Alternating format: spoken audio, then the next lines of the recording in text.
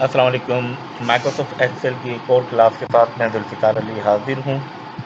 Microsoft Excel की second जो class थी, यानी जो लास्ट क्लास थी, उसमें हमने पढ़ा था कि how to generate a marksheet, जिसमें हमने टोटल का फार्मूला देखा था, परसेंटेज का फार्मूला देखा था, ग्रेड का फार्मूला हमने रोक दिया था कि ये इसकी एक अलग क्लास दी जाएगी जिसके अंदर इसकी कंडीशन इस्तेमाल की जाती है। तो इसकी कंडीशन किस तरीके से इस्तेमाल करते हैं ये आज मैं आपको बताऊंगा। सबसे पहले तो फार्मूले की बिगिन करते हैं, जो इज इक्वल टू फार्मूले की बिगिन हो गई। फार्मूले की बिगिन के बाद हम यहाँ पर कंडीशन लगाते हैं, जैसे हमने सम की कंडीशन लगाई थी, या हम कंडीशन लगाते हैं इफ, यानी अगर। कंडीशन के बाद हम काम करने के लिए, जब काम करना होगा तो हम ब्रैकेट ओपन करेंगे। अब हमें ग्रेड निकालना है परसेंटेज से। अब हमें ग्रेड निकालना है परसेंटेज से, तो परसेंटेज का फार्मूला, परसेंटेज का सेल हमारे पास है H2। यहाँ से H और यहाँ से रो है 2। मैंने कहा इफ, यहाँ मैंने क्लिक किया इस पर H2, इफ H2, अगर H2, फिर शिफ्ट दबा के ग्रेटर देन। ग्रेटर देन आपके ग्रेटर देन और लेस देन जो आपके कीबोर्ड में पहले सबसे निचली रो है उसमें M के बराबर में है ग्रेटर देन और लेस देन। शिफ्ट दबा के आप करेंगे तो ग्रेटर देन और लेस देन की प्रेस होगी, या कैप्स लॉक दबा के करेंगे तो की प्रेस होगी। Is equal to if H2 greater than is equal to, मैंने कहा अगर H2 बराबर हो किसके, 80 के, यानी अगर परसेंटेज बराबर हो 80 के, तो कोमा।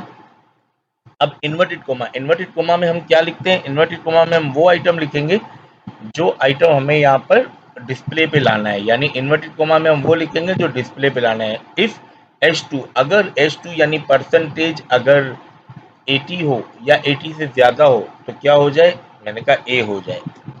ये ए यहाँ पर आ जाएगा। इन्वर्टेड कोमा में इससे रखा है कि अगर 80 होगी तो यहाँ पर ग्रेड की जगह ए आ जाएगा, फिर हमने कोमा लगाया। कोमा का मतलब एक कंडीशन यहाँ पर खत्म हो गई, जब एक कंडीशन यहाँ खत्म होती है तो कोमा लग जाता है। फिर हमने दोबारा दूसरी कंडीशन लगानी है तो हमने दोबारा इफ किया। अब हमने कहा इफ ब्रैकेट ओपन, यहाँ पर हमने कहा H2 greater than is equal to 70। मैंने कहा अब H2, यानी H2 अगर 80 की दे दी, अब ग्रेटर देन 70 हो तो क्या हो जाए, मैंने कहा बी हो जाए। इन्वर्टेड कोमा में मैंने बी कर दिया, मैंने यहाँ पर कर दिया कोमा। थर्ड कंडीशन मैंने कहा if H2 greater than is equal to 60, comma, कि अगर H2 60 से ज्यादा हो तो यहाँ पर क्या आ जाए, मैंने कहा सी आ जाए। मैंने कर दिया, देखें यहाँ पर इफ H2 यानी परसेंटेज अगर greater than is equal to 80 हो तो ए हो, इफ H2 यानी परसेंटेज अगर 70 हो तो बी हो, और 60 हो तो सी हो। अब कोमा, इसके बाद कोई भी कंडीशन हो, मैंने कहा कोमा इसके बाद कोई भी कंडीशन हो, इन्वर्टेड कोमा में क्या लिखा जाएगा, फेल। देखिए मेरे पास आ गया, मैंने तीन कंडीशन लगाई है, 80 होगा तो ए आएगा, 70 होगा तो बी आएगा, 60 होगा तो सी आएगा, वरना क्या, अगर 60 से नीचे होंगे तो क्या होगा, फेल आएगा। अब यहाँ पर हमने कितने ब्रैकेट ओपन किए हैं, तीन ब्रैकेट, पहला 80 का, दूसरा 70 का, तीसरा 60 का। हम तीनों ब्रैकेट यहाँ पर क्लोज करेंगे। एक, देखिए बता रहे कि ये ब्रैकेट क्लोज हुआ, पिंक क्लोज हुआ, और अब ये फर्स्ट क्लोज हुआ। अब हमने कर दिया यहाँ पर इंटर। ये देखें यहाँ पर आ रहा है फेल, यहाँ पर फेल आ रहा है। अच्छा, ये फेल किस तरीके से रेड आ रहा है इसको आप छोड़ दीजिएगा, ये मैं आपको अभी बता दूंगा कि फेल किस तरीके से रेड आता है। अब यहाँ पर आ रहा है फेल, मैंने क्या किया, यहाँ पर चेंज कर रहा हूँ, मैंने कहा 80, 82, 85, यहाँ मैंने कर दिया ए। अब यही फार्मूला मैं सब में लाना चाह रहा हूँ, तो मैं जस्ट फार्मूले वाले पे ग्रेड पे क्लिक करूंगा।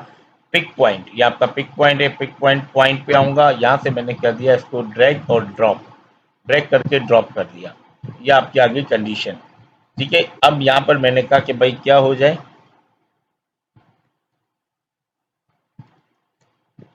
ये भी सी आ गया।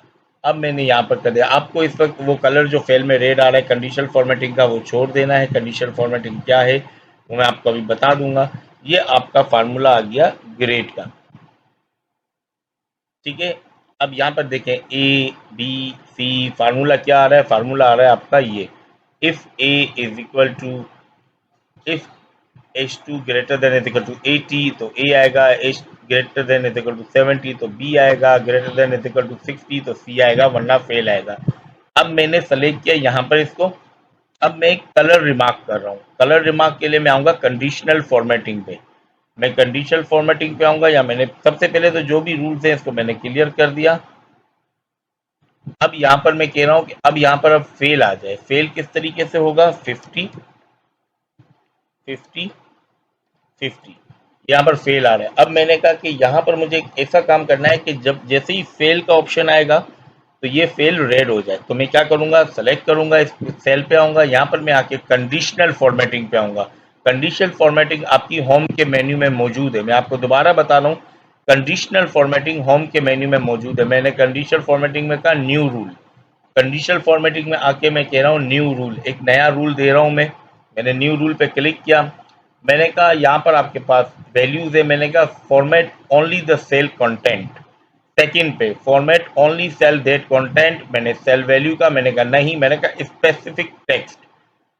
अगर इस सेल की स्पेसिफिक टेक्स्ट होगा फेल, अगर इस सेल की वैल्यू फेल होगी, यानी इस सेल में फेल लिखा हुआ आएगा, तो फॉर्मेटिंग हो जाए। क्या फॉर्मेटिंग हो जाए? फॉर्मेटिंग मतलब फॉर्मेट आपको पता है, वर्ड में करवाया है कि कलर, बॉर्डर्स, फिल, इसको फॉर्मेटिंग बार कहते थे और हम करते थे। यहाँ पर हमने कहा फॉर्मेट हो जाए, कलर क्या हो जाए टेक्स्ट का? रेड हो जाए। मैंने कहा, अब यहाँ पर मैंने कहा ओके। अब देखें यहाँ पर आ रहा है, हमने न्यू फॉर्मेट का format only cell that content, यहाँ हमने कहा इसको हमने चेंज करके कहा स्पेसिफिक टेक्स्ट, यहाँ हमने कहा कंटेंटिंग, यहाँ हमने कहा फेल।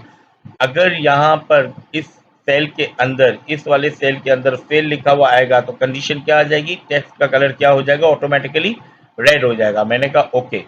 अब हम यहाँ पर रेड को ट्राई करते हैं। हमने यहाँ पर कहा 50, या हमने कहा 52, या हमने कहा 51। ये देखें, जैसे ही फेल लिखा हुआ आया, ये फेल को इससे कर दिया रेड। जैसे ही फेल लिखा हुआ आया, इससे फेल को कर दिया रेड। हम कह रहे हैं यहाँ पर हमने इसको, यहाँ पर हमने कर दिया, या हमने कर दिया इसको सेलेक्ट, और यहाँ से हमने कर दिया पिक पॉइंट से इसको ड्रॉप। अब देखें यहाँ पर ये कंडीशन फॉर्मेटिंग इन तमाम पे आ गई। मैंने कहा 60, या मैंने कहा 60, या मैंने कहा 78। जैसे ही सी हुआ, कंटेंट चेंज हो गया। सही है। कंडीशनल फॉर्मेटिंग में आपको बता रहा हूँ कि कंडीशनल फॉर्मेटिंग है। कंडीशनल फॉर्मेटिंग में न्यू रूल पे जाके आप, मैं इस वक्त आपको सिर्फ और सिर्फ कलर टेक्सटिंग बता रहा हूँ। Format only cell that content. और अगर आपको कंडीशनल फॉर्मेटिंग में जो कंडीशनल फॉर्मेटिंग की है वो हटानी है तो कंडीशनल फॉर्मेटिंग में आएंगे। यहाँ पर आप आएंगे clear all rule entire sheet, या सेलेक्टेड सेल, तो फिर सिर्फ इसी का हटेगा, दूसरों पे रहेगा। हमने इंटायर शीट हटाना है तो हम इंटायर शीट हटा देंगे। अब मैंने इंटायर शीट हटाई तो ये इंटायर शीट हट गई, यानी जो रेड वगैरह किया था वो कंडीशन हट गई है। तो इस वक्त आपको मैंने ग्रेड भी बता दिया, ग्रेड के साथ साथ कंडीशनल फॉर्मेटिंग भी बता दी। उम्मीद है कि आपको आज ग्रेड की वीडियो पसंद आई होगी, और ये भी पता चल गया होगा कि ग्रेड और कंडीशनल फॉर्मेटिंग मैंने परसेंटेज और टोटल पे क्यों रोकी थी, क्योंकि ये खुद एक लेंथी चैप्टर है। इफ के कंडीशन को आगे भी हम देखेंगे कि किस तरीके से होगा, क्या होगा। इंशाल्लाह ताला अगली क्लास में हम सैलरी शीट करेंगे, तब इसकी कंडीशन मजीद डिस्क्राइब करेंगे। उम्मीद है आपको वीडियो पसंद आई होगी पिछली वीडियोस की तरह। अगर वीडियो पसंद आई तो प्लीज़ लाइक और शेयर कीजिएगा, चैनल को सब्सक्राइब करवाइएगा, खुद भी कीजिएगा, दूसरों से भी करवाइएगा। आपकी दुआओं का तलबगार जुल्फ़िकार। अल्लाह हाफिज़।